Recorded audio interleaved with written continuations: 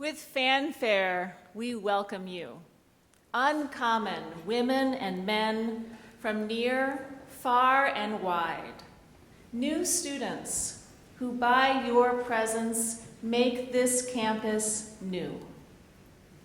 We welcome you and invite you to bring your whole selves, your deepest questions, your most fervent beliefs, greatest aspirations, to this community of learning, of struggle, of transformation. We welcome you and call you to claim these years as your own, living out the words of theologian Howard Thurman, who said, "Don't ask what the world needs. Ask what makes you come alive, and go do it, because what the world needs is people who have come alive." You may be seated.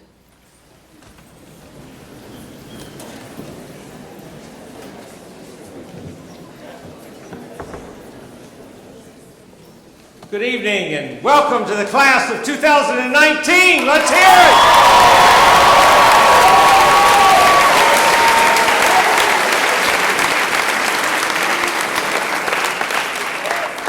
We are welcoming to campus today 500 new students, 475 of you in the class of 2019, and 25 students who have transferred to Illinois Wesleyan and will complete their degrees over the next 2 or 3 years. You're a very talented and diverse group that comes to Illinois Wesleyan from across the nation and around the world.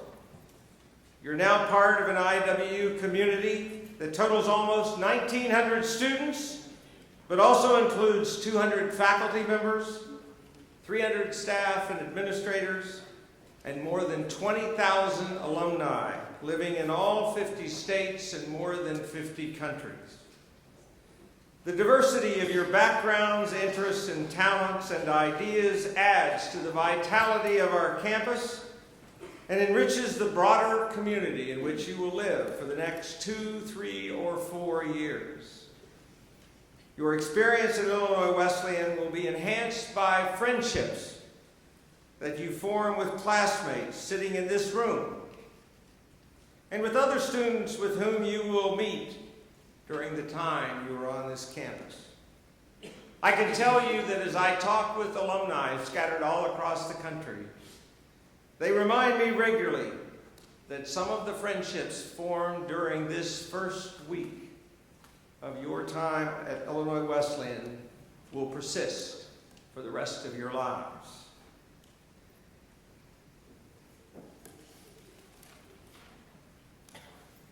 We thank you for your presence here this evening and for the many ways that you are contributing to the university. there is a tradition that we have on this campus of teaching the entering class our motto. And you see the motto on the front of the podium and in your programs. And we're going to practice that here this evening.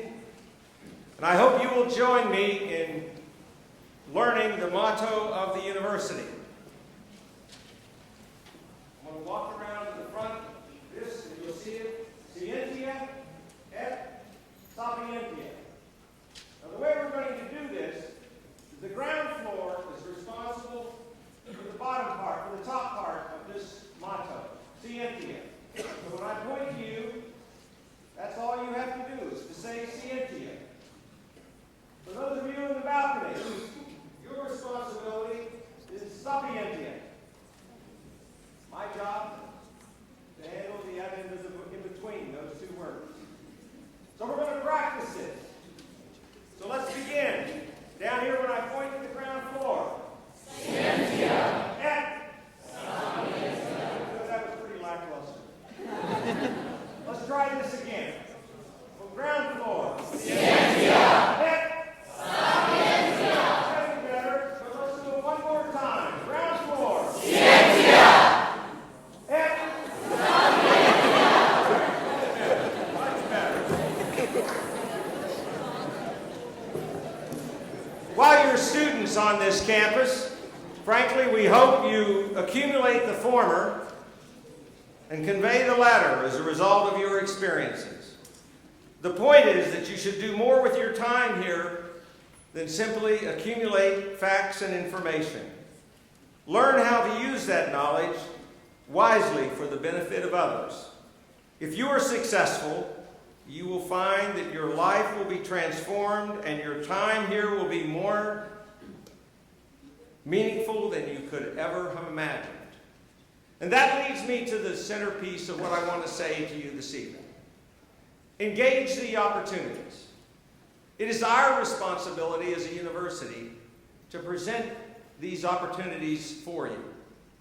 It is your responsibility to engage them and push yourself to meet new people. Push yourself to go to a lecture on a subject that maybe you don't know something about. Push yourself to turn off your cell phone when it comes on in the middle of what you're saying.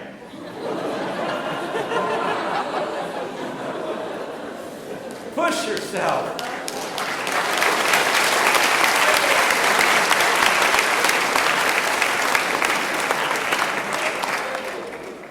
Push yourself to expand your horizon through your volunteer work in the community. Push yourself to think about what are the social justice issues facing our country and our community. And finally, push yourself to be all that you can be during the time you are here on this campus. We will assist you, but it's your responsibility to take the initiative and try new things to become better than you could ever imagine you could be. Now, the second tradition that occurs at this ceremony is that I formally issue a statement of matriculation that I convey on behalf of the university in order for you to become an official student at Illinois Wesleyan. And I would like to ask you to please stand at this time while I issue that statement.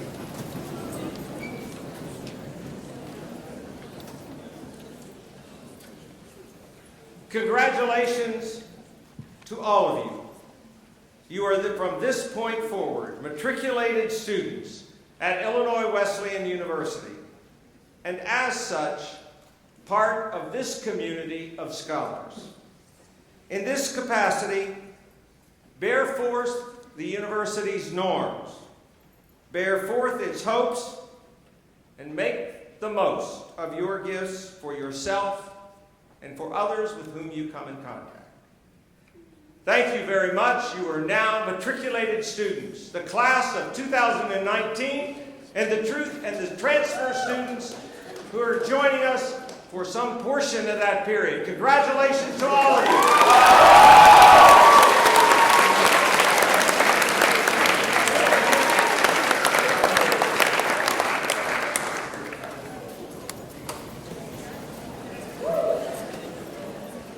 pretty cool. Welcome.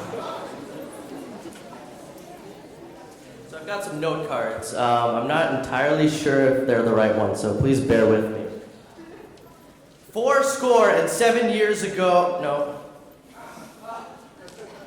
To buy Nutella ice cream, no.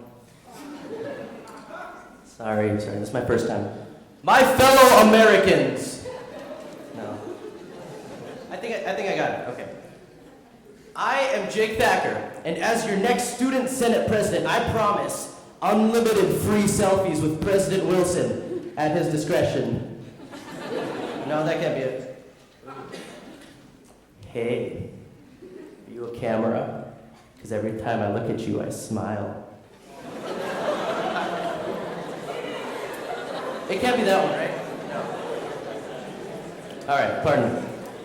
Hello, I'm here to talk to you about littering. Okay. Welcome to a new beginning, literally, of my speech, pardon, but also of a new chapter of your lives. Welcome to a blank slate, and welcome to Illinois Wesleyan University, where people don't care about what you've done in the past that were things that you didn't like. Bad relationships, bad choices, bad classes, or the fact that you're reading this speech from my cell phone. Life is all about new beginnings. We celebrate every new year with resolutions to improve our personal lives, fitness, relationships, and both career and academic choices. This is the exact same thing, with one exception. At Illinois Wesleyan, you don't have just a mother, father, and siblings to help you, but you do have a community of people to help you achieve what you want, and then some. Life is all about new beginnings. I entered Illinois Wesleyan as an economics major, but was completely captivated by what I learned in the physics classroom, and am today a physics major. Life is all about new beginnings. Before coming to Illinois Wesleyan, I was not involved in student government at all. Hell, I didn't even know much about politics, if I'm honest. All I knew was Obama was president and that there was like a Democratic Party and another one with a donkey.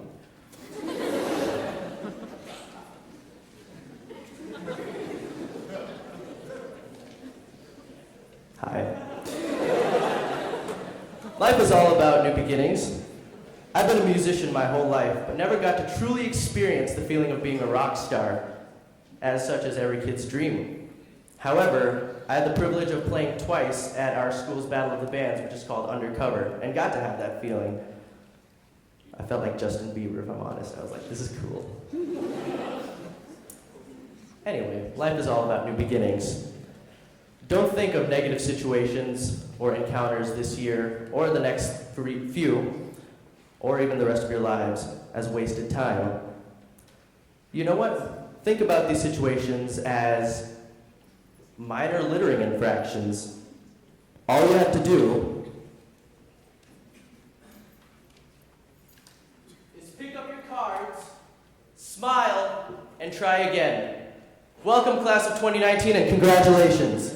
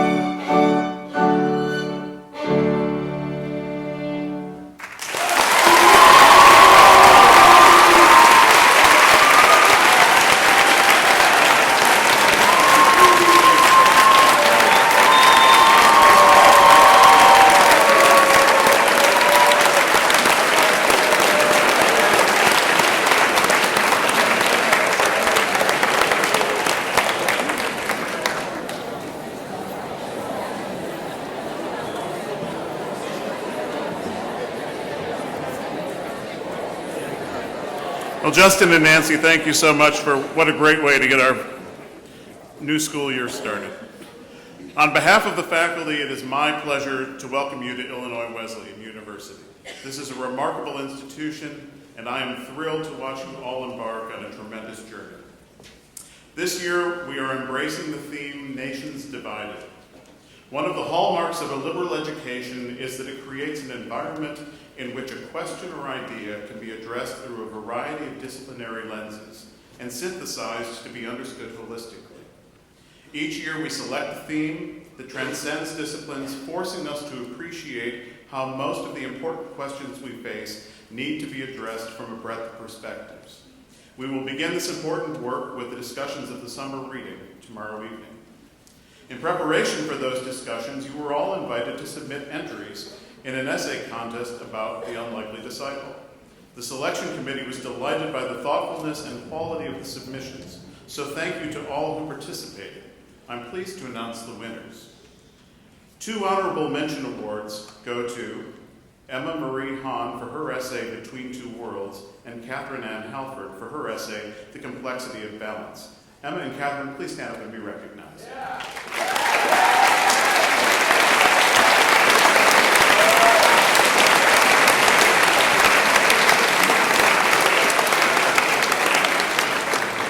And the first prize goes to Benjamin Allen Zentner for his essay, Still a Jerk. Benjamin, please stand up to be recognized.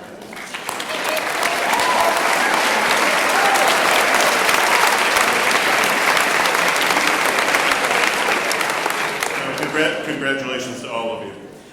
In addition to numerous 3D events, discussion sessions, and a film series, some of the activities we have planned in connection with the theme this fall include the dedication of our new multi-faith prayer room next week, A human rights workshop next month focused on incarceration issues, an alternative fall break addressing poverty and social justice.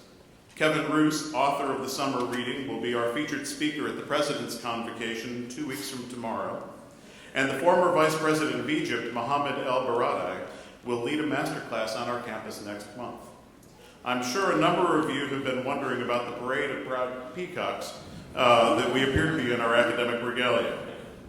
I suspect many of you are wondering what the various characteristics of the robe mean. Our academic regalia are representations of the robes worn in the earliest European universities, where the masters, or teachers, gradually converted their monks' robes for use in cold, ill-equipped institutions. They serve as a symbolic bridge to our academic past. The dangling box sleeves of today's master's robes represent where early scholars shifted their hands for warmth, and the doctoral hoods are an adaptation of shoulder bags in which they would have carried food and scant supplies. Some institutions have elected to create their own distinct regalia. For example, President Wilson's robe is unique to the University of Michigan. And when you graduate, you will wear green baccalaureate robes specific to Illinois Wesleyan. Most of our faculty members wear robes from American universities based upon two styles, the designers of which were Thomas Jefferson and James Madison. Now, it might seem odd to you that these two great statesmen, who were the principal authors of the two most important documents in our republic's history that aimed to bring a divided people together as one nation, were engaged in the design of academic regalia. This is one of the many reasons why the theme Nations Divided is ideal for you as the newest members of this liberal arts institution. Jefferson and Madison were not only the third and fourth presidents of the United States, they were also the first and second rectors of the University of Virginia. The founding fathers of the United States were products of the Enlightenment. They were intellectuals who believed that their political experiment was dependent upon an enlightened populace to succeed. William Smith was named provost of the College of Philadelphia, incidentally the first provost in the United States. The College of Philadelphia was the forebear of the University of Pennsylvania, and he was appointed in 1755. He introduced the first systematic course of study and a degree program that existed in the colonies. It is fitting that he would serve as the inaugural president of the first college founded in the new United States. It is even more fitting that this institution, Washington College, would be established under the aegis of its namesake. And in fact, George Washington was a member of the board during the college's early years, stepping down when he accepted the U.S. presidency. Washington's belief in the critical role education would play in our national development continued throughout his career of public service. The draft of his first inaugural address embraces the foundation of liberal education. And he wrote, "Whenever the opportunity shall be furnished to you as public or as private men, I trust you will not fail to use your best endeavors to improve the education and manners of a people, to accelerate the progress of arts and sciences, to patronize works of genius, to confer rewards for invention of utility, and to cherish institutions favorable to humanity." In his final annual address to Congress, Washington outlined his dreams for the new nation, calling for the formation of a national university and a national military college. He wrote, "The assimilation of the principles, opinions, and manners of our countrymen by the common education of a portion of our youth from every quarter well deserves attention. The more homogeneous our citizens can be made in these particulars, the greater will be our prospect of permanent union. And a primary object of such a national institution should be the education of our youth in the science of government. In a republic, what species of knowledge can be equally important and what duty more pressing on its legislature than to patronize a plan for communicating it to those who are to be the future guardians of the liberties of the country?" Washington was not alone in his patronage of the intellectual future of the republic. The American Academy of Arts and Sciences was established in 1780. Its founders were John Adams, John Hancock, and James Bowdoin. Among the members inducted the following year were Washington and Benjamin Franklin. The five authors of the Declaration of Independence were public intellectuals of the highest order. Robert Livingston was a distinguished man of letters who amassed a personal library of over 4,000 volumes. John Adams, as I noted, was the founder of the American Academy. Roger Sherman was a member of the Yale University faculty and served as the university's treasurer. Benjamin Franklin provided the leadership to create the University of Pennsylvania, and of all of his accomplishments, Thomas Jefferson took his greatest pride in having established the University of Virginia. Other Virginia patriots provided important educational leadership. James Madison and James Monroe were charter members of the Board of Visitors of the University of Virginia. And as I mentioned, Madison succeeded Jefferson as rector of the university. And Patrick Henry helped to establish the charter for Hampden-Sydney College in January of 1776, making it the last college founded in the colonies. And on the 5th of December of that same year, Phi Beta Kappa was founded at William and Mary. Like Jefferson, Benjamin Franklin is a man of immense intellectual breadth. He founded the College of Philadelphia in 1749. The same year, he published a fascinating outline of the goals and content of the educational experience he hoped its students would receive. The footnotes, which are more extensive than the body of the text, provide evaluations of his proposed content for the curriculum. The pamphlet concludes with the following summary of the goals of such an education. The idea of what is true merit should also be often presented to youth, explained and impressed on their minds as consisting in an inclination joined with an ability to serve mankind, one's country, friends, and family, which ability is, with the blessing of God, to be acquired or greatly increased by true learning, and should indeed be the great aim and end of all learning. Franklin was also the co-founder of the American Philosophical Society with John Bartram. Early members included George Washington, John Adams, Thomas Jefferson, James Madison, Alexander Hamilton, John Marshall, Thomas Paine, Benjamin Rush, and the lesser-known Michael Villegas, who edited the Declaration of Independence and served as our nation's first treasurer. Despite its appearance as a pantheon of early political and military leaders of an upstart nation, the American Philosophical Society was and continues to be an elite assembly of the leading thinkers of the day. Ours is a nation conceived in intellectual idealism that has been challenged by divisions from its founding to the present. Today we are divided by political ideologies, religion, and a surprising presence of anti-intellectualism, even in the seats of government. The visionary leaders who conceived this republic were avid scientists, political theorists, natural historians, and moral philosophers. They were deep thinkers who embodied the best citizenship that is at the heart of liberal learning and the key to uniting a divided people. We are gathered at this great university to address many of the same universal questions that our founding fathers faced. You are fortunate because the assembly of scientists, political theorists, natural historians, artists, and moral philosophers with whom you will work on our campus are truly expert guides. Today it is my pleasure to introduce one of our very best, Professor Linda French, recipient of the 2015 Kemp Foundation Award for Teaching Excellence, to provide our talk.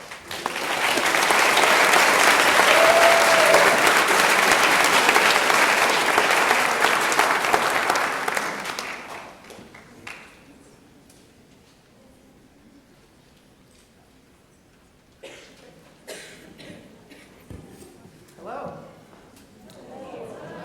Thank you, Provost Green.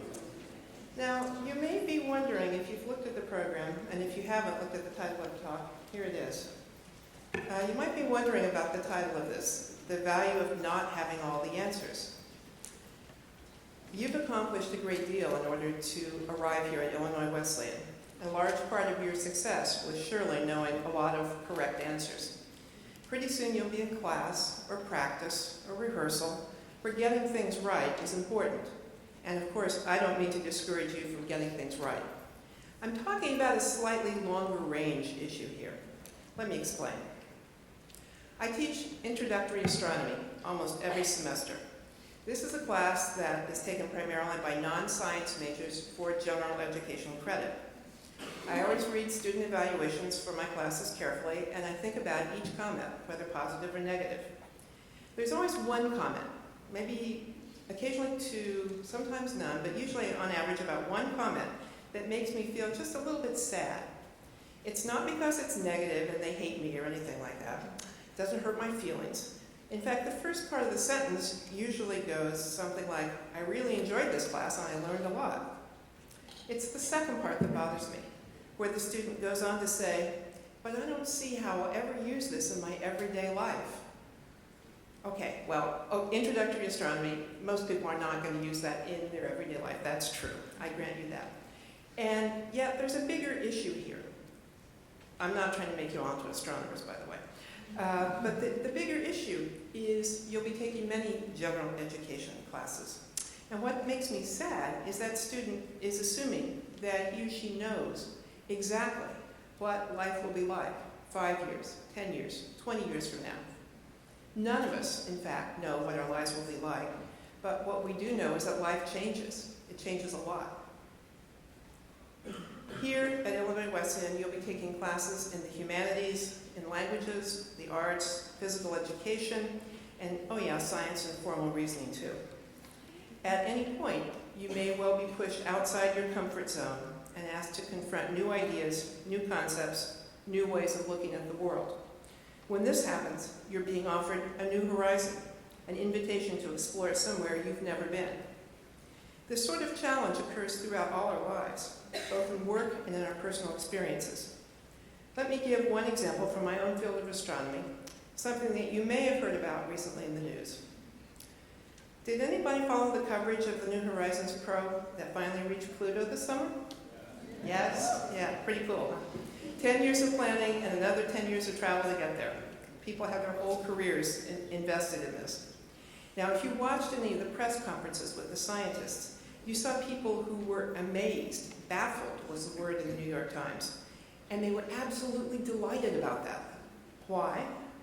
Because they, and I, thought we knew pretty well what we'd see at Pluto. We thought it would look something like our moon. Covered with lots of craters. We've all seen this. This is a little higher resolution. Now, you'll have to take astronomy or come visit me during my office hours, so I'm just giving you the quick version here of why we think the moon looks this way. But we have good reasons for thinking that most of these craters formed very early in the life of the solar system, when there were literally thousands of objects moving around, smashing into each other, and eventually forming today's planets. The leftovers are today's asteroids and comets. On large bodies like the Earth, our atmosphere, weather, and water have eroded most of these original impact craters. The inside of the Earth is still hot, and this heat drives major motions of the Earth's crust. The motions build volcanoes, mountain ranges, and they also erase those original craters. Now, the moon doesn't have an atmosphere or water, and it's so much smaller than the Earth that it lost its internal heat long ago. Basically, the moon froze solid. So when we got to Pluto, we expected to see no mountains and lots of impact craters because Pluto was expected to be cold and dead, just like the moon.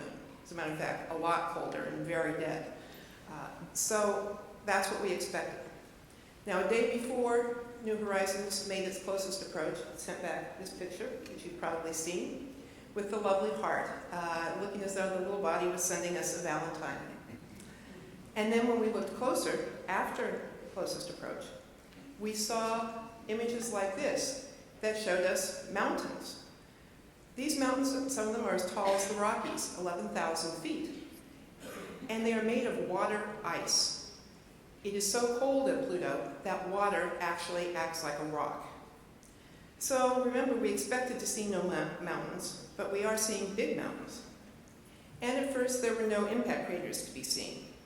Looking closer at that bright area, that was the heart, we see what look very much like glaciers, the big white areas that you see. Now on Earth, glaciers are large amounts of frozen water moving and shaping the surface and causing erosion. Now on Pluto, the ice isn't water, because that makes mountains, remember.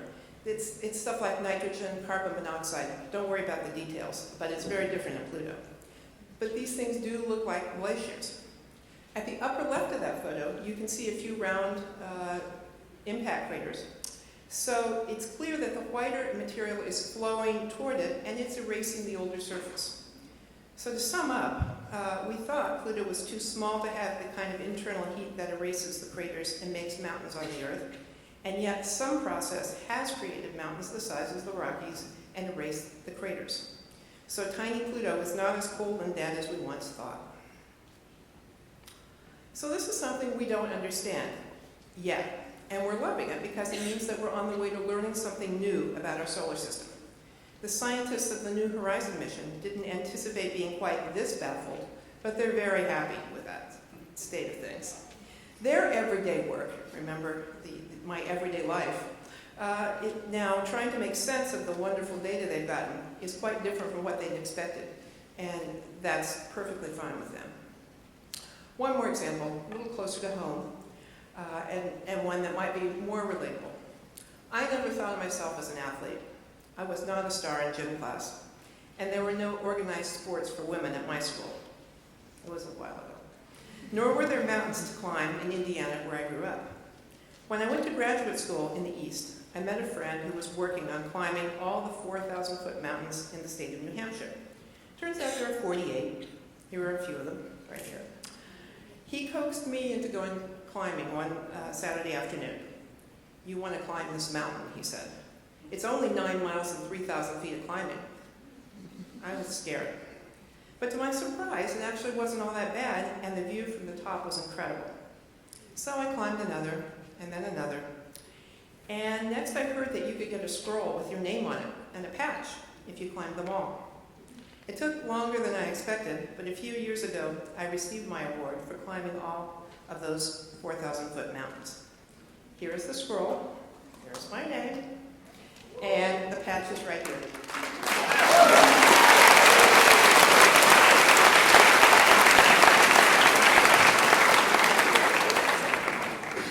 I'm glad you're happy about that, because I'm happy about that too. When I graduated from college, I wouldn't have said that hiking would have anything to do with my everyday life, but my everyday life changed, thanks to a casual weekend invitation. I've shared that love with my daughters, and now my youngest daughter is my regular hiking companion. So hiking has changed our everyday lives and has become a part of it whenever we can get there. Well, you'll soon be signing up for classes, and you may find a few challenges here.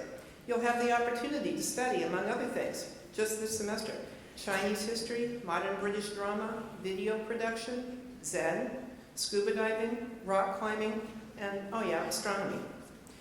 So what is the value of not knowing all the answers? When we realize that we don't know everything, and that no one does, then we open up to new ideas, new experiences, and new horizons. Think beyond today's expectations of what your everyday life will be like. You'll be glad you did. Welcome to Illinois Wesleyan.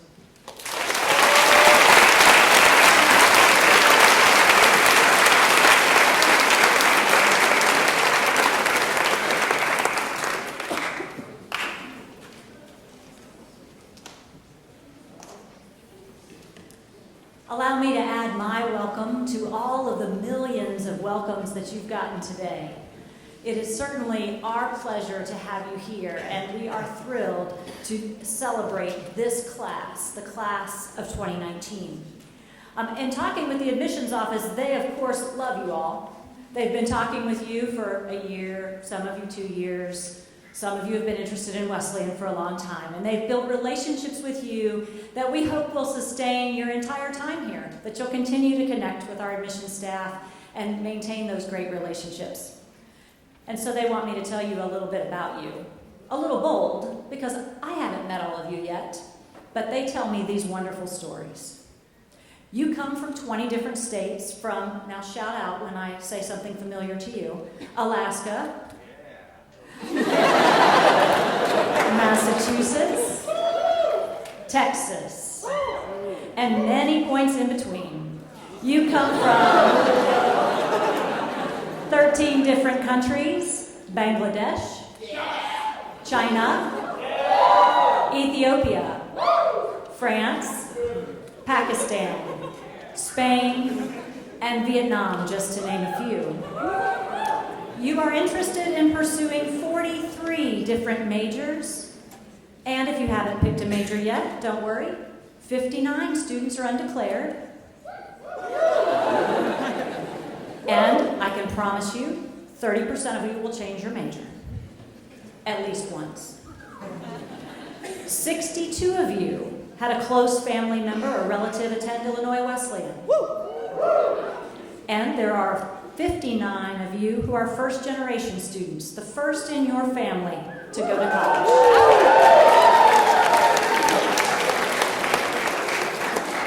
You are among the most diverse entering classes to enroll at Illinois Wesleyan, with more than 128 students representing a wide variety of cultural backgrounds, nearly 26% of the entire class. The most common name in this class for female students, last year, it was Emily.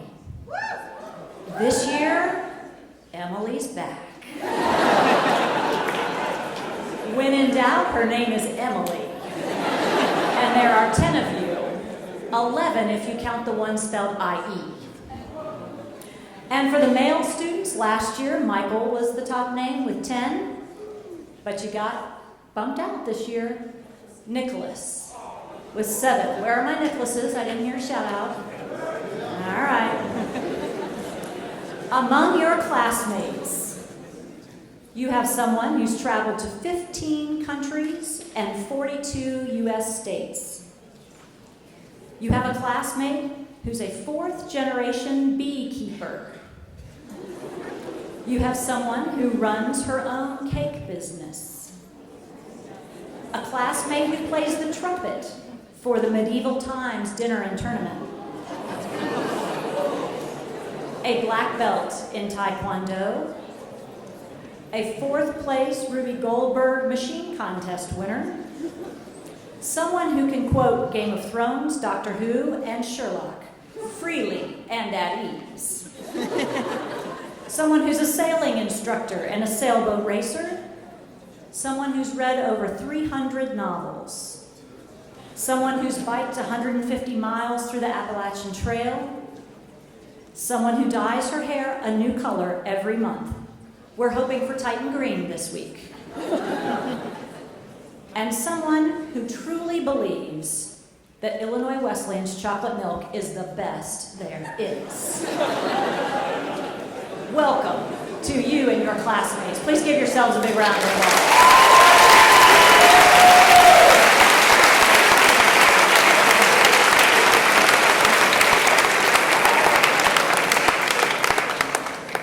As we conclude our first-year convocation today, I'm also charged to ask you to think about the goals for this week. And I know many of you are thinking about all of the answers that you don't yet have as you go into Turning Titan. All of the questions, all of the things that you're still learning about Illinois Wesleyan, all of the ways that you're feeling a little clueless today. And the whole purpose of Turning Titan is to help you find those answers and to help you gain that confidence that lets you go into the classroom to yet again ask another set of questions and continue to find another set of answers. And as we talk about goals today, though, that the reality is that that may be a bit grounded, but goals reflect our priorities reflect our values reflect our purpose inspires our dreams, and our dreams fulfill our calling and our mission. And there are goals for this week, the goals that keep us tethered, and here they are, my advice for the week. Play the dorky icebreakers. They're fun, it's common silliness, just do it. Play the dorky icebreakers. Participate in Mission Day. Those are the things that will help you understand who we are. Meet someone new every day this week. As President Wilson said, these are the lifelong friendships that will begin to develop. Try something new. Dr. French talked about that. The commitment to do new things, experience new goals, ask questions not yet considered. Develop genuine friendships with someone different from you. Learn about another culture, another background, values, experiences. Have a heated conversation about anything, something, everything that really matters to you. Learn how to have controversy with civility. Ask for help when you need it. We all need it. Connect with Bloomington Normal. It's a wonderful community, and civic engagement is indeed a part of our mission and calling. Call home. Talk to your parents. They are thinking about you and worried about you, and they do love you. And as you think about these specific goals for this week, I want you to think bigger. I want you to think beyond specific strategies. I want you to dream big, maximize your experience, and aspire to great things. Find, develop, pursue your passion. Become a global citizen through your leadership, commitment to diversity, engagement with the campus, the community, and the world. Be open to the ways that your mind will be changed and expanded and your values explored. Engage in challenging conversations about diversity, social justice, and sustainability as broad concepts and as lived experiences every day. Take stock in who you are. And as you go through this week, take stock in who we are as an institution. You'll be invited to participate in a lot of different traditions this week. And there are many of them interwoven into the orientation schedule. Some of them are peer-driven. The Real World Theater program is outstanding. Frederick Winter is a hypnotist that you'll love. Live band karaoke is tonight. Mission Day on Friday helps articulate more of who we are. There are some new traditions that you'll get to engage in. What was planned for after this convocation was a photo. Have you heard the rain and the thunder from outside?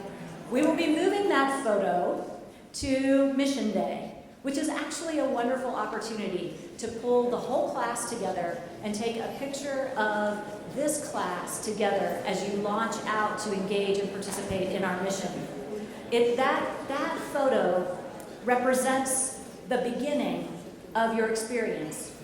We will gather and remember that in 4 years, you will gather again on Commencement Plaza, and you will be together again. There aren't a lot of opportunities outside of Turning Titan where the class comes together over and over again in your 4 years here, but that is one of them. The class will come together and you will be different. Not different in your name or your background, but you will be forever changed by your education, your friendships, and your experiences. You will be changed by your goals, your priorities, your values, your dreams, your passions, and your aspirations. Aspiration is the other tradition that you will be helping us launch this week. If you walked around campus, you saw a wonderful new addition to our campus landscape. The beautiful sculpture that is marking the North Quad by State Farm Hall and the Egbers Quad. Aspiration is the name of that sculpture. It was given a lot of thought and meaning from the donor, from the planners, from the folks who've been really invested in that. And it goes a little like this. Aspiration invites reflection. A literal reflection in that beautiful silver and a figurative reflection as you think about what your aspirations are. Reflections about your hopes, your dreams, your passions, your goals, reflection on leadership, citizenship, and community, reflection on truth and justice and making a difference. But reflection alone does not lead you to accomplish your dreams. Aspiration and reflection requires action.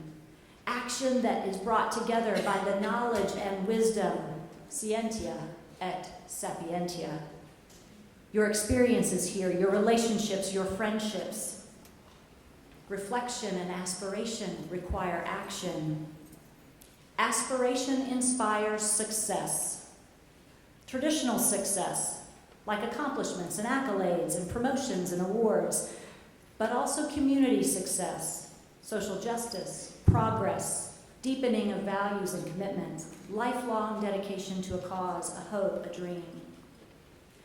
You'll be invited this week to think about and reflect on your aspiration. Aspiration invites reflection. You'll be asked to write on the sidewalk in chalk what your aspirations are, whether that's for this week, this month, this year, or this lifetime. And begin to commit to those goals and those dreams and those passions. And you'll be invited to do that over and over again in the next 4 years. And I hope that you will think about the ways that Illinois Wesleyan will shape who you are, and in turn, you will shape who we are and who we will become. Thank you.